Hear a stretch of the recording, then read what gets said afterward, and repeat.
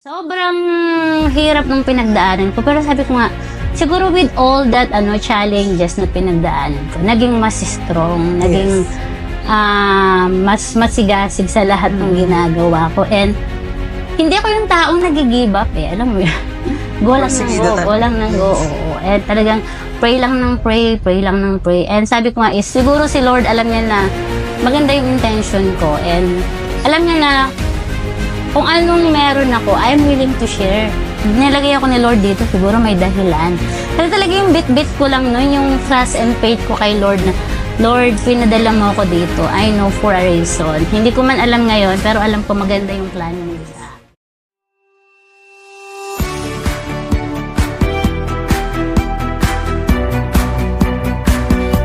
Hello everybody, welcome back to Kabayan Tayo Blueprint. Today we have a very extraordinary guest with us, Ms. Marilyn Castro, the visionary CEO of Pinas Cargo. Today, we not only celebrate their 10th year anniversary, but Pinas Cargo is now called Pinas Group of Companies because they now have 6 companies. So Pinas Cargo, Pinas Gold, Pinas Travel, Pinas Spa and Wellness, Pinas Petals and Blooms, and Pinas Cleaning. Since our last interview in 2020, Ms. Marilyn and her team took giant leaps in venturing into different industries and serving the Filipino community. Thank you, Ms. Marilyn, for having us once again. We're back with Ms. Marilyn Castro, the visionary CEO of Pinas Cargo. And not just Pinas Cargo, Pinas Gold, Pinas Travel, and Pinas Spa and Wellness. Yes, we're Pinas Group of Companies. Oh, nice. So, Pinas Group of Companies CEO, Ms. Marilyn Castro, everybody. So, Ms. Marilyn, before we begin, a short introduction po of yourself and the company.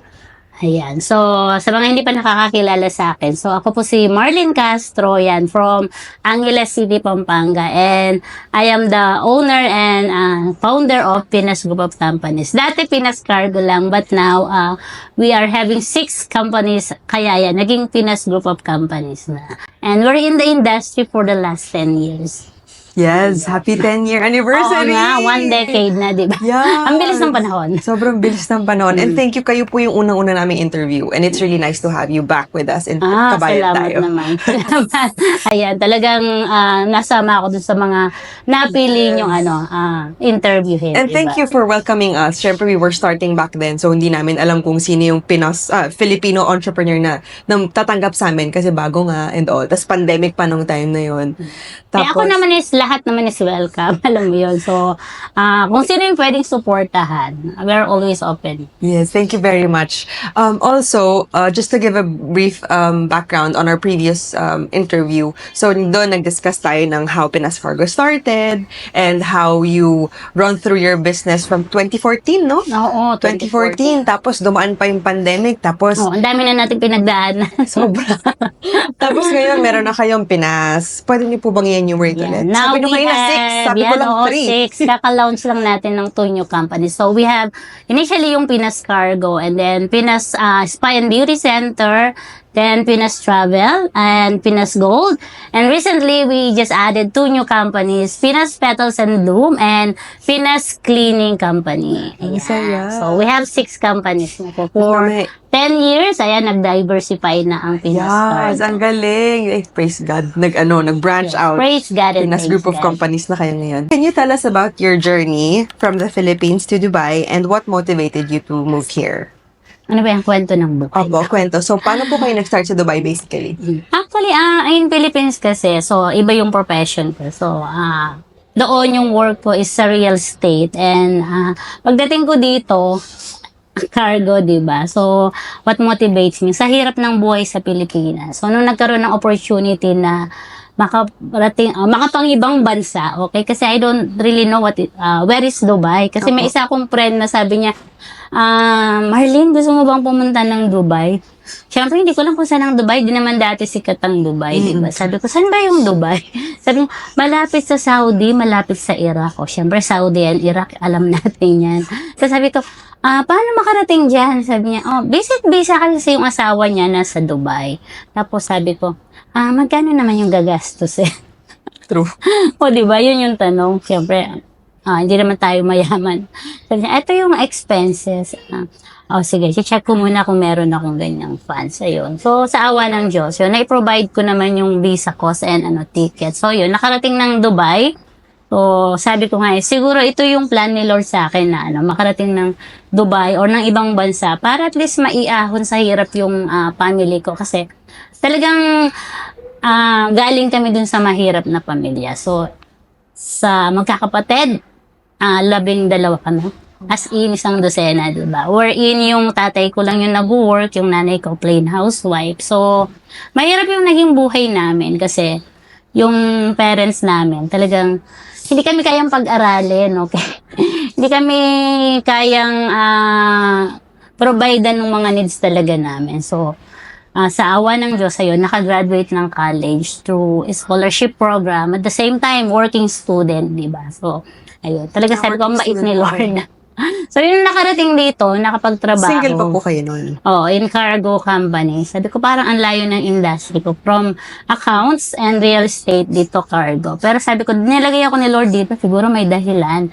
Kasi talaga yung bit-bit ko lang nun, yung trust and faith ko kay Lord na, Lord, pinadala mo ako dito. I know for a reason. Hindi ko man alam ngayon, pero alam ko maganda yung plano mo sa akin. Which is, talaga naman nakita natin gaano kaganda yung plano ni Lord, diba? Kasi, ang dami talagang buhay na nabago, ang daming pamilya yung natulungan ko. Especially yung family ko. Talagang, as in, at least from super hirap na pamilya, kahit pa paano ngayon, napag-aaral na namin yung mga generations namin, yung mga pamangkin namin, ayun, yung mga kapatid ko, napagtapos ko.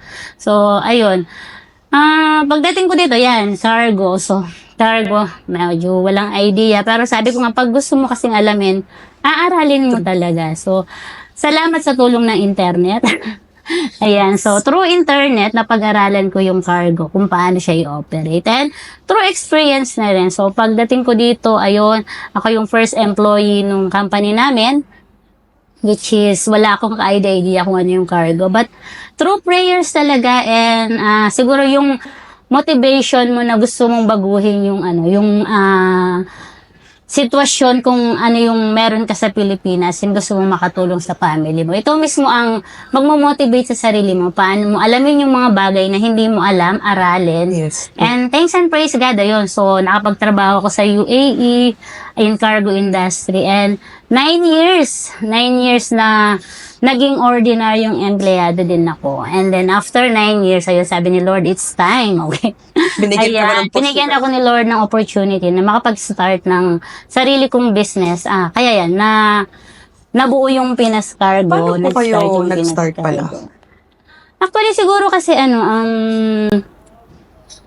nung nag-work ba ako, sobrang sobrang eager akong magkaroon ng sarili kong business. Kasi sa Pilipinas pa lang, okay, kahit na nag-work ako, nagkaroon ako ng opportunity makapag-open ng maliit na cafeteria or karinderya. Kasi, bilang galing sa Cuisine Capital of Philippines. So, Actually, galing ng Pampanga. Yes. So, mahilig kami magluto. So, yun yung first, ko talaga passion ko, cooking. So, yun, nakapag-start ako ng maliit na karinderya. So, kahit pa paano, kumikita naman, ayun. And then, nung nagkaroon ng opportunity yung pumunta ng Dubai, sabi ko, pwede rin siguro mag-business dito. So, yung motivation ko sa sarili ko na dapat in 5 years, makapag-start ako ng sarili kong business, which is, nagtatry talaga ako mag-save dun sa mga kinikita ko or dun sa salary ko. Though mahirap, pero at least kahit pa paano nakakapag-save. And I started to learn how to invest also. So, yung first investment ko is bumili ako ng lupa dun sa Pilipinas. Kasi nga, okay, back in Philippines, wala kaming sariling bahay, wala kaming sariling lupa. So, we are illegal settlers dun sa property na hindi naman namin pag-aari, diba? So, yun, dumating dun sa time na yung may-ari, pinalayas kami. So, ang hirap nung squatter kayo. And then, wala namang means nga yung family namin. Kaya nung talagang nag-work ako, sabi ko sa sarili ko na unang-unang gagawin ko is kailangan namin magkaroon ng sariling bahay. Yeah. Kasi ang dami namin na nasa place kami na hindi namin pag-aari. So, ang hirap. So, yun talaga. Yung first investment ko talaga is lupa. And then, yun nga. So, ang dami kong natutunan sa Dubai, di ba? Aside from working, ang dami kong side hustle. Ang unang dream ko pagdating ko dito sa Pilipinas, hindi naman dream, ano bang tawag doon? Nakita ko kasi mga nagka-car lift. So, parang unang naging pangarap ko, magkaroon ng driver's license. Kasi gusto ko mag-car lift, di ba? Kasi nakita ko yung mga nagka-car lift, ang laki ng income nila. Sabi ko, naku, pag nagkaroon ako ng sasakyan, magka-car lift din ako para magkaroon ako ng extra income. So yun, talagang sabi ko, God is really good, di ba? Yung first contract, annual leave ko at saka ano bang tawag doon? Annual leave. Tsaka yung air ticket ko, hindi ako umuwi ng Pilipinas, in-encash ko siya. Tapos nag-apply ako ng driving. Oo, diba? And in 3 months time, may driver's license na. Ang galing! Ang bilis na na! Oo, kasi Long nag-apply time ako panahon ng na yun. November. Oo. Pagka end of January, February 8, may license na ako. Sabi ko talaga, Lord, talagang Favorite ka ni Lord. Sobrang love mo talaga ako. Yun. Pero siguro lahat ng gagawin natin, sabi ko nga is, pag-pray natin and seek guidance from God. Kasi si Lord talaga yung tutulong sa'yo, wala namang iba. So yun, nagkaroon ng driver's license, nag-car lift. So, yun ang side hustle mo. Oo.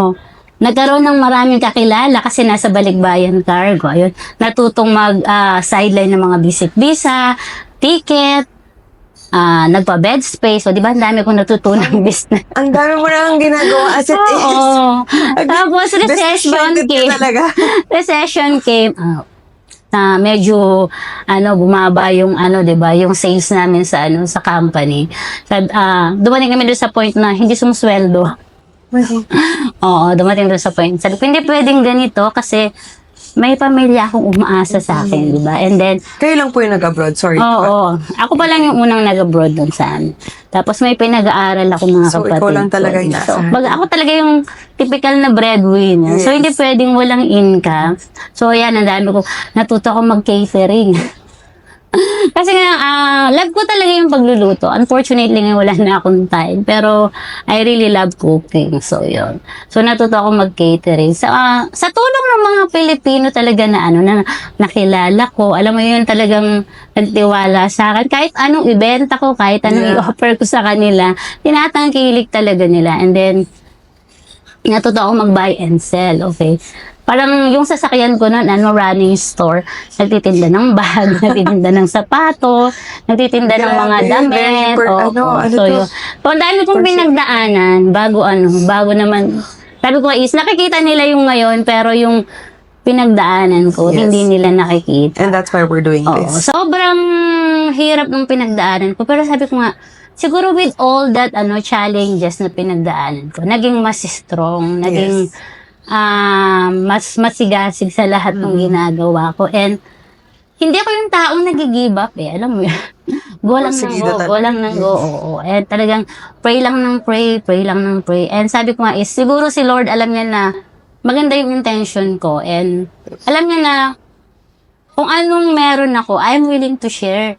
Alam mo yun, hindi kasi ako yung taong madam.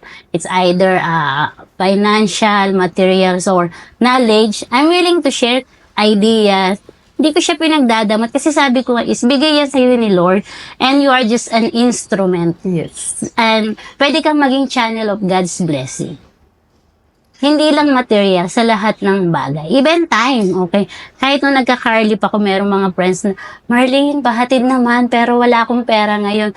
Okay lang, sige, pag may pera, saan mo na ako bayaran.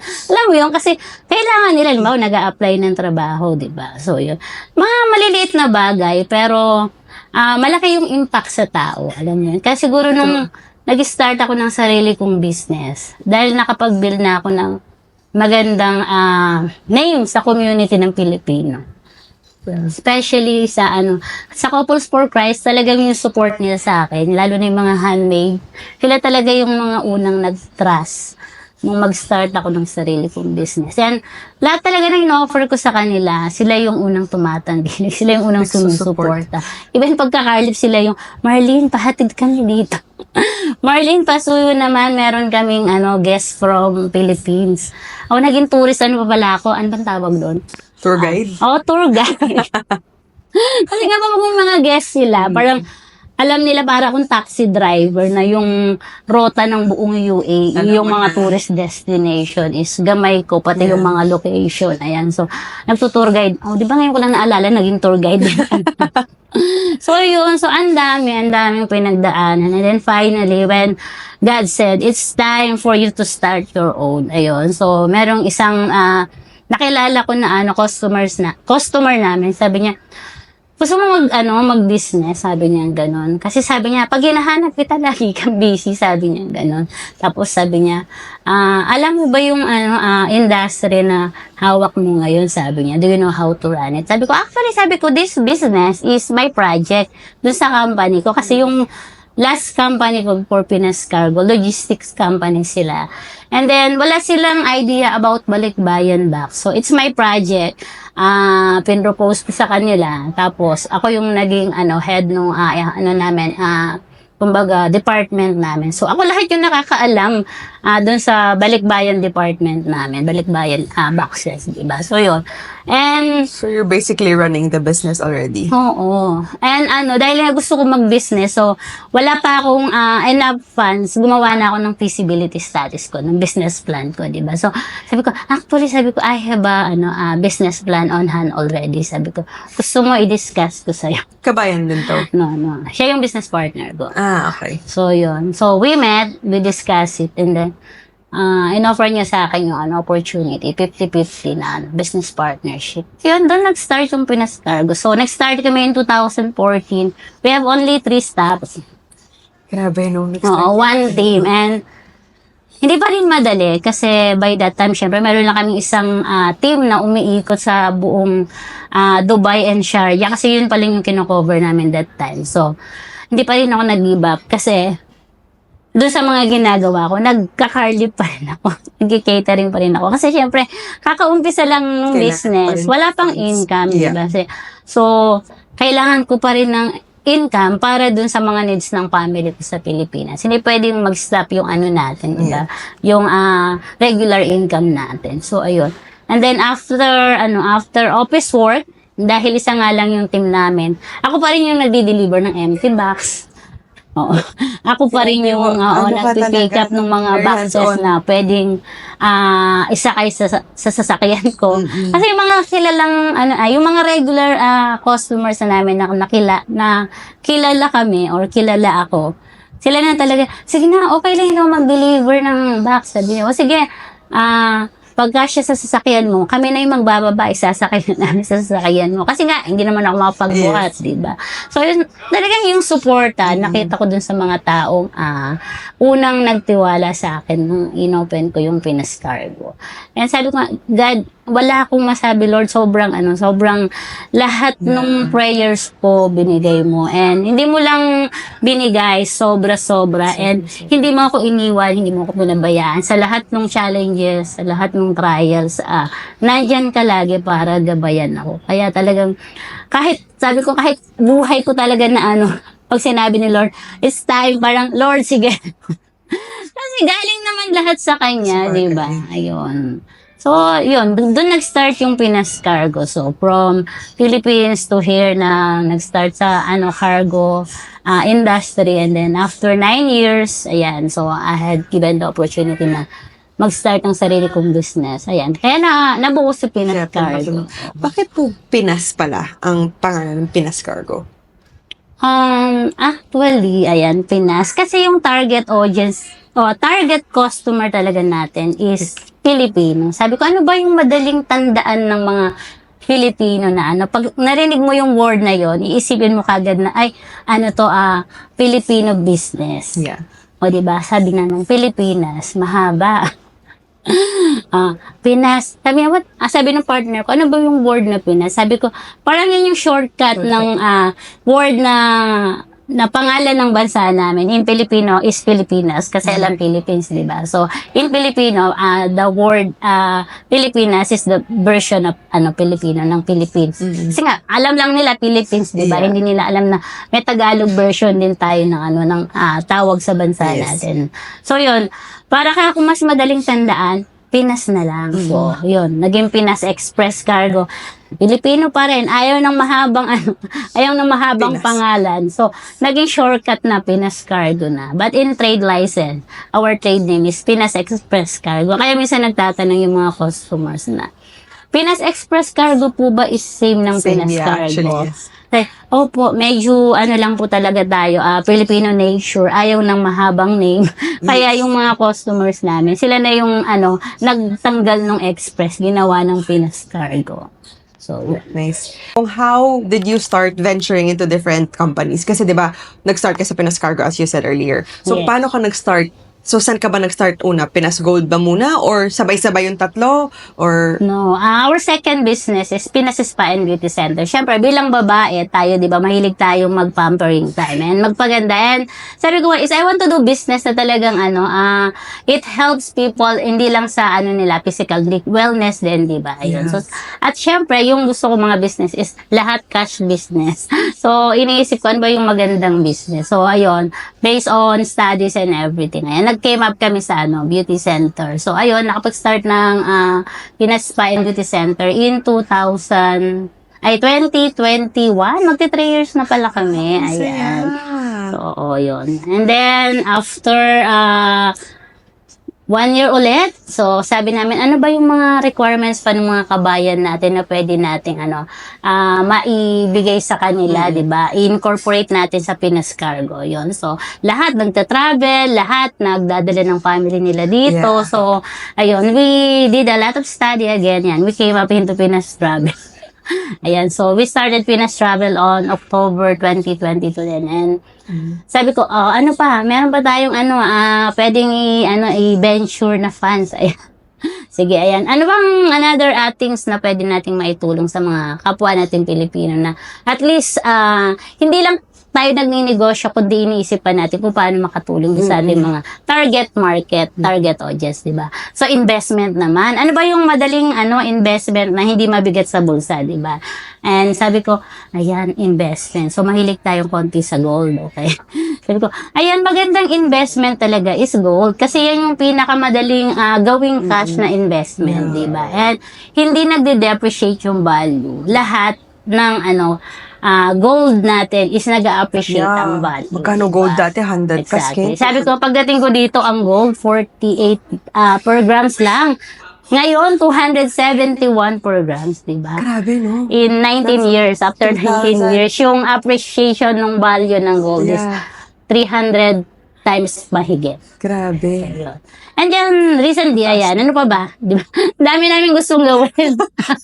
Sabi ng mga staff ko, madam, magpahinga ka muna. Sabi ko, dali lang buntis ako kailangan nag-iisip na.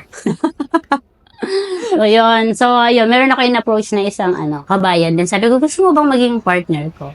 Ano yun, madam? Sabi ko, meet mo ako, puntahan mo ako sa bahay.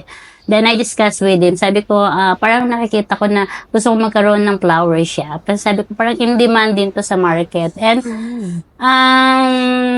it's a good business nowadays sa natin. Kasi lahat gustong magkaroon ng, di ba, makatanggap ng something special, di ba? And we treat also our loved ones and families and relatives naman in a different ways. Ayun. Became a pinful flower shop. Then, siguro last, July. This July lang? Oo, di ba pa rin ako natig? Nakaisip.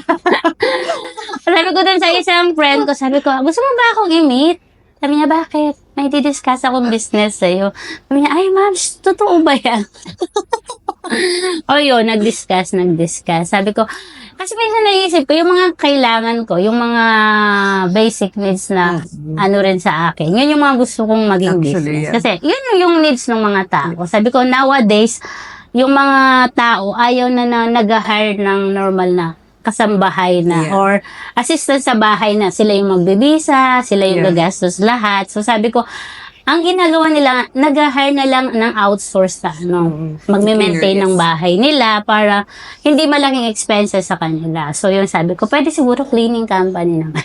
Maging maging supplier naman tayo ng mga kapwa natin Pilipino na pwedeng magbigay naman ng serbisyo when it comes to maintenance ng bahay and offices ng ating mga target audience. So, yun. Kaya we came up into cleaning. And recently lang yan, we just got our license. So, ayan, Pinas Group of Companies has 6 companies na. Ang ganda. So, ano kayo, kabayan, like, Filipino target market driven yung, yung business? Kasi parang feeling ko lahat ng na-realize ko kanina, para siyang necessity ng mga kabayan, mga OFWs.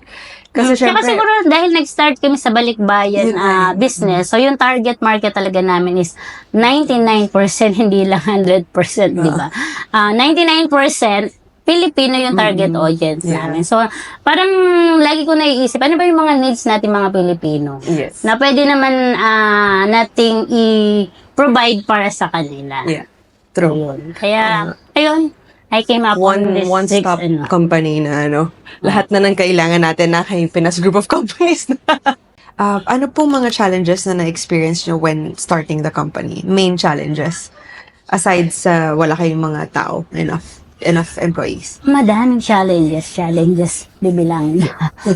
Ang daming, una-una kasi nung nag-start kami, syempre, bago sa industriya, and ang daming mga existing na big players sa market, di ba? Okay. So, mga giant company na talagang very well known na, hindi lang dito sa UAE, kundi sa Worldwide. Pilipinas at iba't ibang iba't ibang parte ng mundo, di ba?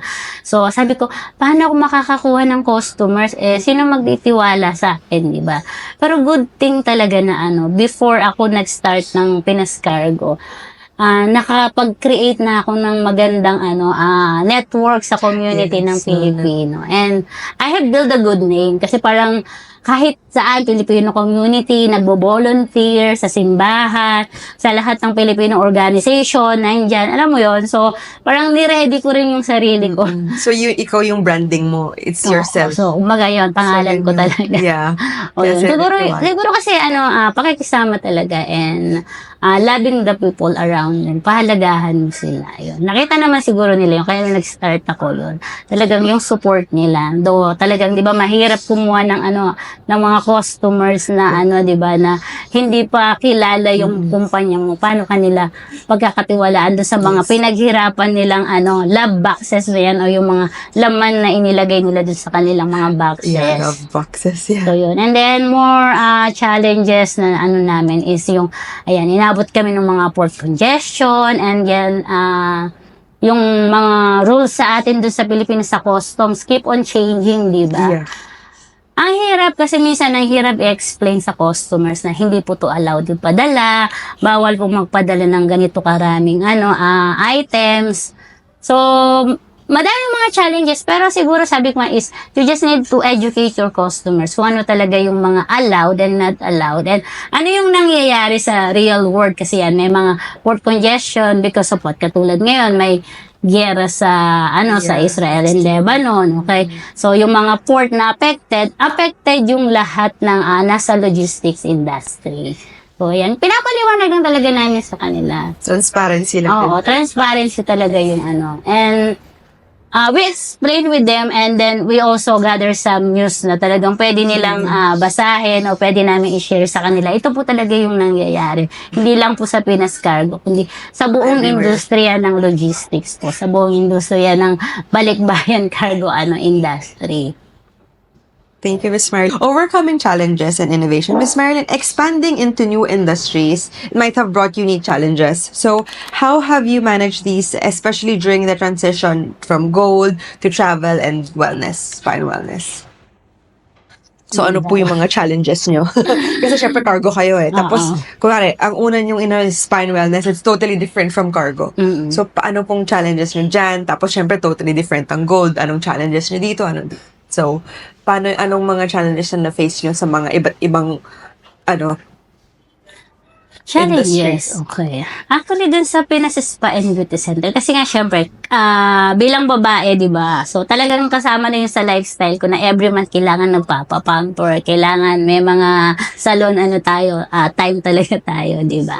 So, parang nung ako yung nag-open, ang unang ko talaga, mindset ko, kailangan mag-hire ako ng mga staff na experienced, di ba? Yung talagang they have enough experience and alam nila yung mga, services na i-offer namin sa sa company, 'di ba? So hindi masyadong maraming challenges sa sa Pinas Spa and Beauty Center kasi we got a better location also sa aming beauty center. Okay, so we got a prime location which is yung sa Alriga. Yes. Nasa main road Beside. kami ng Alriga. So ang dami namin mga walk-in customers and siguro with the experience sa Pinas Cargo talaga, ang sabi ko nga is marketing is one of the life ng any business. So talagang namin yan, pinocus namin sa marketing for the first 3 months and giving our services na talagang yung promoting it to our current customers. Minsan binibigyan na namin sa kanila ng free para lang ma-experience nila and they will be the one na mag-market sa amin and Experience.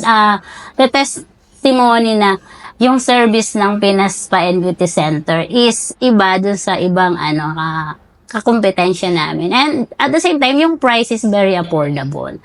And the product itself is hindi siya yung mga product na ginagamit ng ibang company para lang nakakuha ng customer.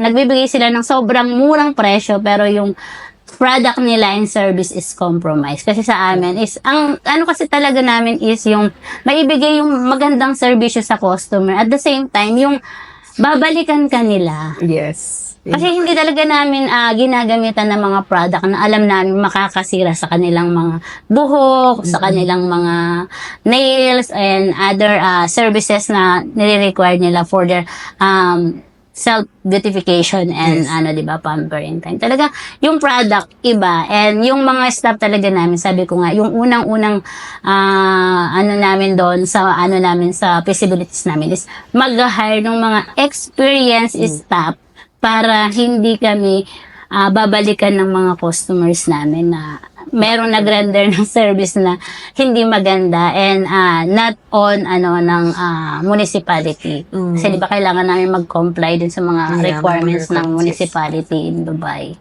So yun, another challenges. Ano pa ba? Pinas Travel, challenges is nung nagsa-side hustle kasi ako ng visit visa and ticketing, wala pang mga online booking.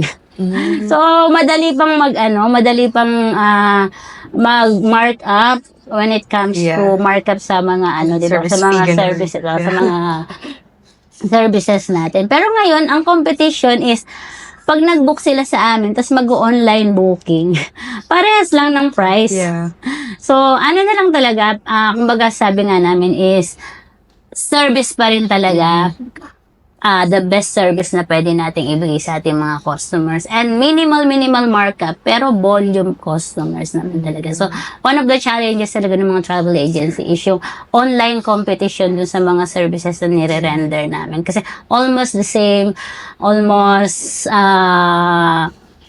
similar na lang dun sa mga online na nakikita nila. So, ayun yung challenges sa Pinas Travel. And at the same time, pabago-bago din ng rules dito when it comes to visit visa, di ba? Ngayon, iba ang rules, bukas iba na naman yung rules. So, ayun, kailangan lang talaga nating magtiyaga and ibigay talaga yung pinaka-best na service na pwede nating ibigay sa ating mga customers para balikan nila tayo. Yes. And for the gold naman po.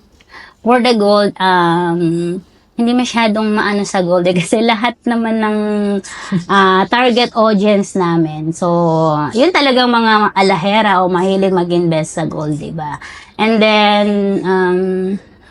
compared dun sa sa bumibili sa mga physical shop, mas affordable yung price sa amin. Kasi online gold selling kami. So, wala kaming physical shop. We're doing it online, live, and mas cheaper than the regular price na mabibili sa may physical store na gold. Bili na ako, ma'am. Charot. Joke lang. Ayan. So, what can you say is the biggest blessing of your company? The biggest blessing, yung mga staffs ko talaga, sobrang hardworking and talagang makikita mo yung dedication nila sa company. And syempre yung mga customers namin na paulit-ulit na talagang binabalik-balikan yung servisyo namin, binabalik-balikan yung mga product namin. Sila talaga yung biggest blessing sa company namin. Kasi without them, wala kaming Pinas Group of Companies. Walang kung anong meron kami ngayon. So, yun. Yeah, praise God. Work-life balance naman po tayo. So, how do you balance the demands of running a business with your personal life? Yan ang lagi ko sinasabi. Kasi yan yung lagi yung tanong sa akin, Miss Marlene, paano ka pa nagkakaroon ng time sa sarili? Because you always think about, like... Oo. Siguro sabi ko nga is time management. Okay. Know your priorities and love what you are doing. Kasi pag love mo yung ginagawa mo, hindi ka napapagod, hindi ka naapektuhan ng problema. Kasi alam mo na may solusyon yan eh. So, ayun, talagang time management. Oo, kasi sabi ko nga, dun sa mga nagre-request ng meeting and appointment, okay, basta after 1 o'clock, pwede. Kasi yung morning ko, nanay duty pa ako. Parang yun yung time na ini-spend ko dun sa mga anak ko, especially dun sa newborn ko, di ba? And then, pag Saturday, Sunday, as much as possible, kung hindi rin lang talaga sobrang importante, hindi ako lumalabas ng bahay. Talagang full-time motherhood duty ako pag Saturday, Sunday. So how do you give back to the Filipino community? Aside sa, of course, you're giving back already with your businesses, but how do you intentionally give back to the Filipino community in UAE? Actually, now, currently, we are giving scholarship programs.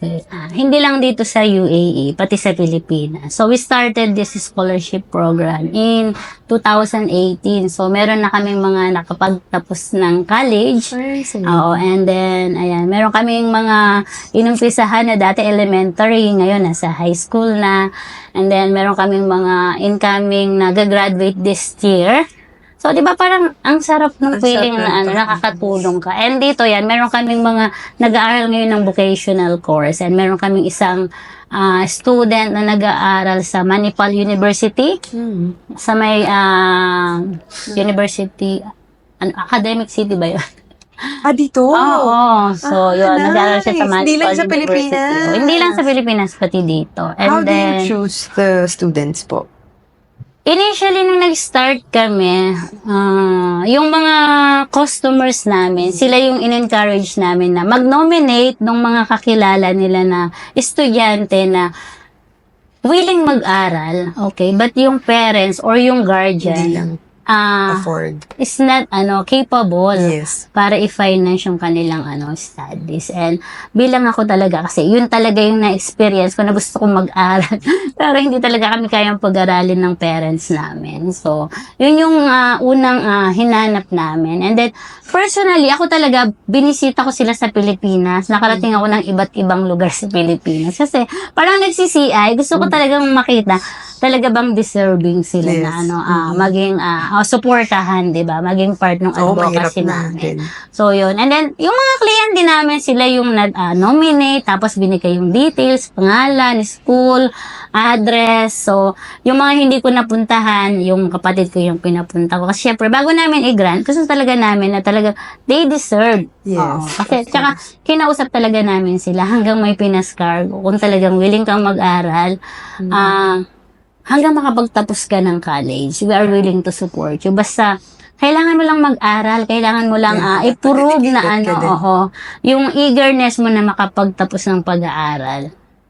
Yun lang naman kasi, wala kaming grade requirements for as long as wala kang bagsak, wala kang mga lower grades talaga na parang pasang-awa. Alam mo yun, kailangan lang is maganda yung grades mo, hindi naman kailangan talagang kung college ka, din lister, no? Kailangan lang is, ipuprove mo sa amin na worth to keep ka as one of our, granted scholars ng Pinas Cargo. So, ayun. Sa awa ng Diyos talaga. Parang, yung blessings, talagang overflowing, di ba? Sobrang overflowing. Oo. Sabi ko nga is, Lord, kung gusto mo ako maging instrument, I am willing to do. Sabihin mo lang kung ano, at gagawin ko. Kasi lahat to galing sa'yo eh. Thank And you, sabi ko nga is, kung kukunin man ako ni Lord, wala naman akong dadalhin, even a single cents, di ba? Lagi ko nga silang niloloko. Bakit? Pag namatay ba ako, may papadala ka ba sa wala naman, di ba? So, why don't you share it, di ba? And if you are sharing it, God will give you more. Yes, true.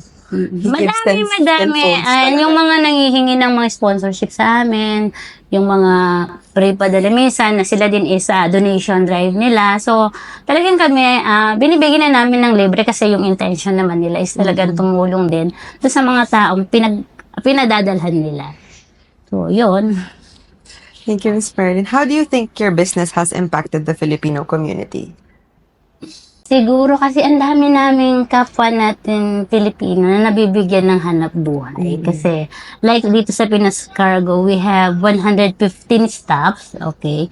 And ilan lang yung non-Filipino? 8. The rest is Filipino. And then in Pinas Travel, Pinas Gold, and now Pinas Petals and Pinas Cleanings. Lahat ng staff namin is Filipino. So siguro yun, kahit pa paano nakakapagbigay ng employment. Okay, sabi ko nga is, Buhay. Kabayan. ang hirap mag-give up kasi alam mo na ang daming pamilya na umaasa sa'yo. So, hindi lang yung sarili mo yung iniisip mo, kundi yung mga taong nasa paligid mo. And at the same time, yung mga taong umaasa sa kanila. But was there ever a time that you wanted to give up or hindi naman? Hindi talaga ako hindi ako weak na tao talaga. So, parang wala sa vocabulary ko. Parang go lang ng go. Go lang. Built kayong ganyan ni Lord. Oo. Laban lang. Para sa amin. Para sa aming mga kababayan. Hindi kaya minsan pag nami-meeting kami, imagine na lang natin, sabi ko, pag may naapektuhan sa mga business natin. Ang daming pamilya yung maapektuhan. Kasi ilang staffs yung mawawalan ng trabaho. Kaya sabi ko, I cannot do it alone. Kailangan ko ng tulong ninyo. And kayo lahat yung instrumento paano makip yung businesses natin. Hindi ako, kundi kayo. Kumbaga, guide lang ako and nandito lang ako para sumuporta sa inyo. Pero kayo yung lumalaban talaga. Kayo yung mga warrior ng mga businesses natin. Personal reflections and legacy. So as a successful businesswoman and a pioneer to multiple industries, how do you view the essence of being a woman in business today? Para ano yan, pang beauty queen. Yeah.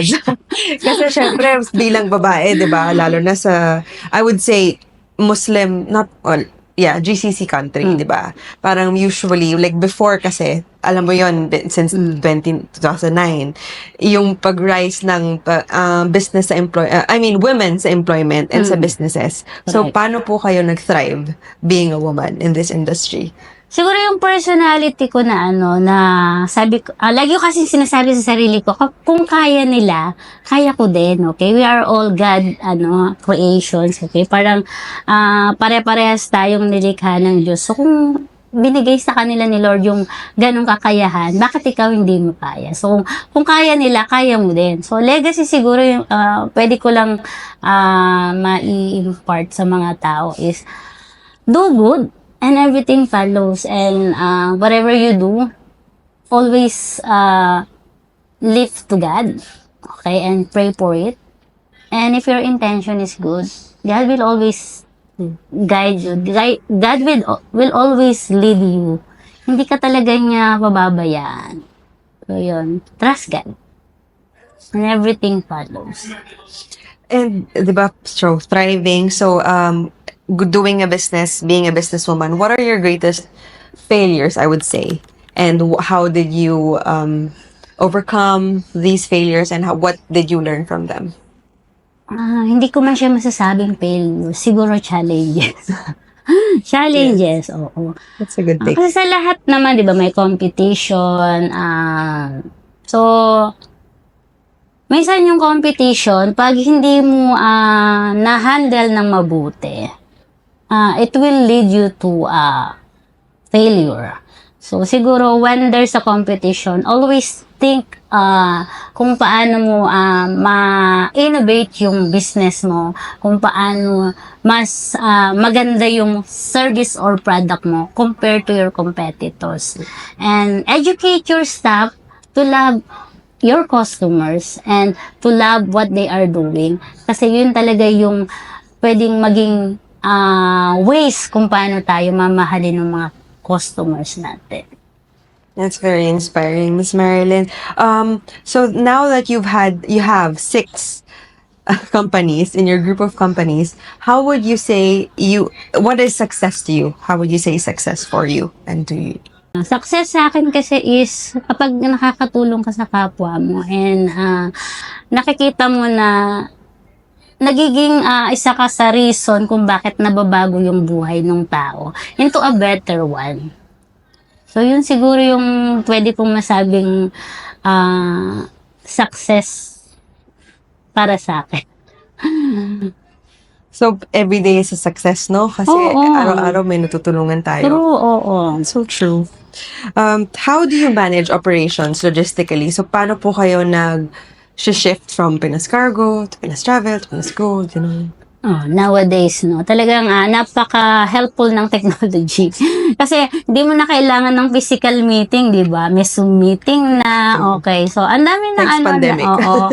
And then, talagang, minamanage ko yung time ko talaga. So, when I finish my duty sa bahay bilang nanay, okay, pagdating ko ng office, so ina-arrange ko talaga yung schedule ko. Ngayong araw, nandito ako sa Pinas Cargo, sa ganitong araw, dadaanan ko yung Pinas Travel, sa ganitong araw, kailangan makapunta ako ng Pinas Spa. And from time to time, chine-check ko talaga yung mga operations, kung ano yung status, kung ano yung update, kung may mga issues, para at least kung may mga issues, ma-resolve ka agad, kung ano yung mga needs, kung ano yung mga pwedeng maitulong pa sa kanila ng marketing or ng operations para dun sa mga kinakaharap nila everyday.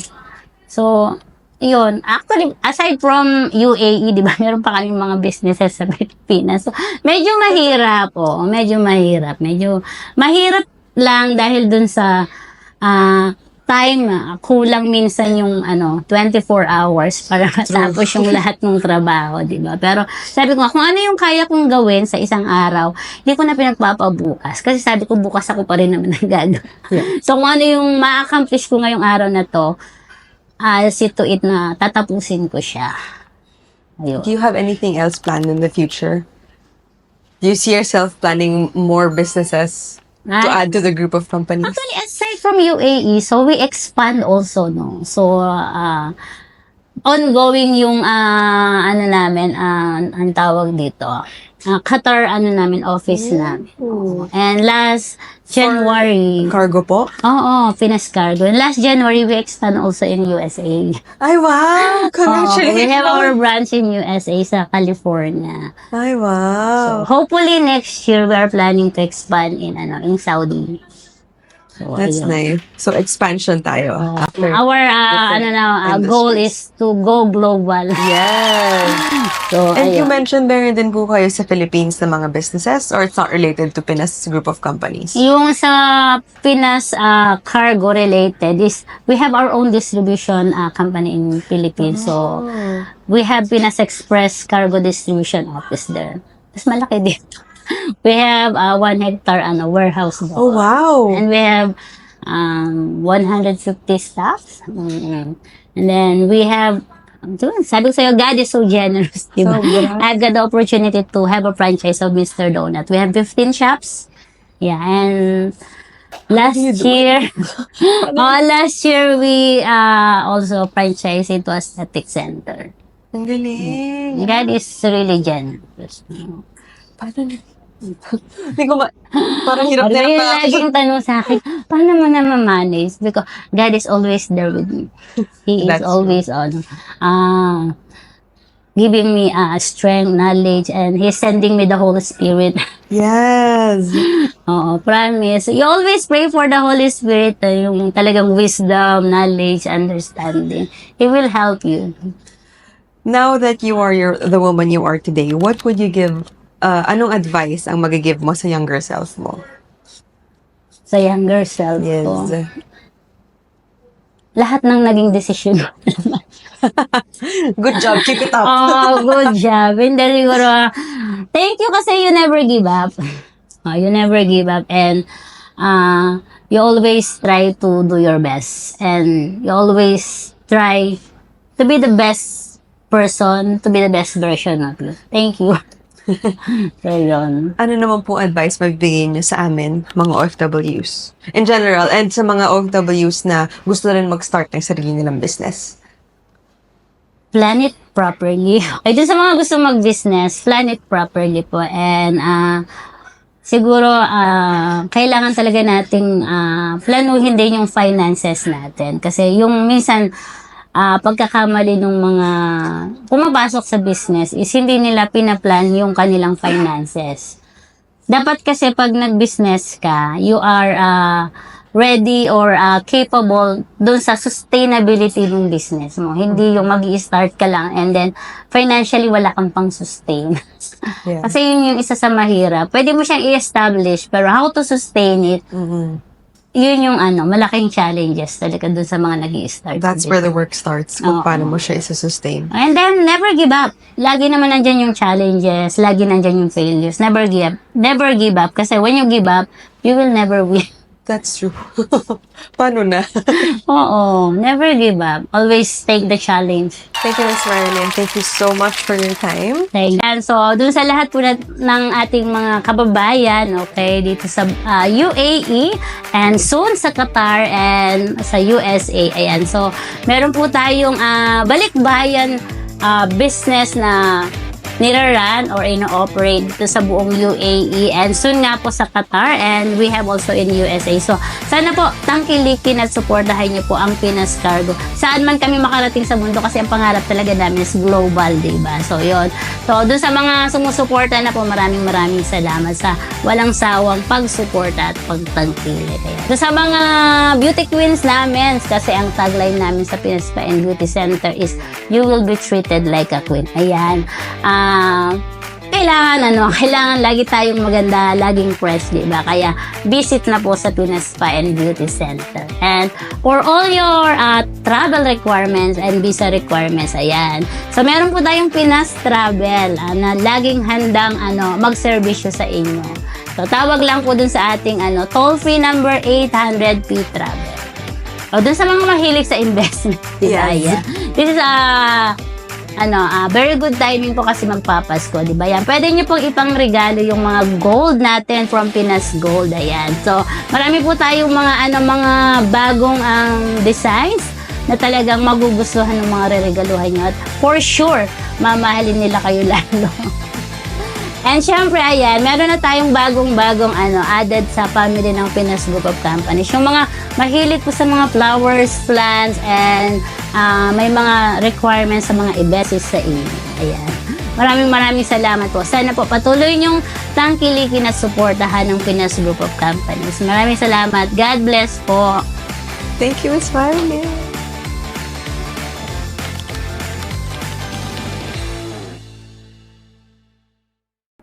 Thank you, Ms. Marilyn, for sharing your journeys and your insights. It's inspiring to see how you ventured into different industries and continue to serve the Filipino community. To our viewers, don't miss out on the amazing services of Pinas Group of Companies. We will be leaving links below on their social media. Please don't forget to like, subscribe, and follow to Pinas Group of Companies. And when you're supporting Pinas Group of Companies, always remember that you are supporting a company that serves the Filipino community. If you found this video insightful, don't forget to like, comment, and share this video. And please do follow us on our social media platforms and subscribe for more inspiring interviews. And let us know in the comment section down below what you like most and tune in for our next interview. And remember, what you think, you become.